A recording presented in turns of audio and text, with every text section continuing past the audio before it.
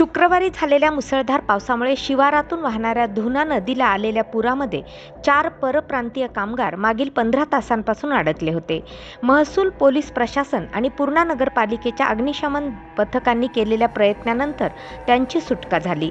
पूर्णा परिसरात शुक्रवारी दुपारनंतर सर्वदूर मुसळधार पाऊस झाला. पावसामुळे तालुक्यातील पूर्णा, धुना, ब्रह्मनाळ या सर्व नद्यांना पूरस्थिती निर्माण झाली. धुना नदीच्या परिसरात समृद्धी महामार्गाला जोडल्या जाणाऱ्या जालना-नांदेड कॉरिडॉर रस्त्याचं कामं सुरू आहेत. शुक्रवारी सकाळी कामावर असलेले 4 परप्रांतीय कामगार या भागात नदीला आलेल्या पुरामुळे अडकले.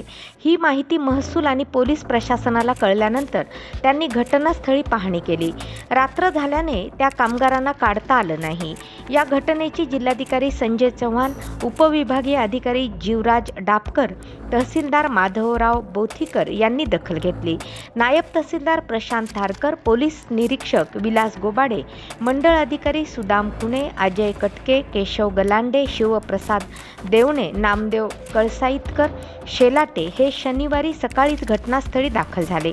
पूर्णा नगर परिषद विभागाच्या अग्निशमन पथकाने बोट तयार करून ज्या ठिकाणी कामगार अडकले त्या ठिकाणी मार्ग काढला आणि तिथे अडकलेले विक्की सिंग, लक्ष्मण सिंग, सल्लाउद्दीन सिद्दीकी, शिवकुमार, सदाकत अली यांना सुखरूप बाहेर काढले. या कामी पालिकेचे कर्मचारी गणेश रापतवार, अमजद कुरेशी, सोनाजी खिल्लारे, दीपक गवळी, राजेश चावरिया यांनी मोलाचं कार्य केले.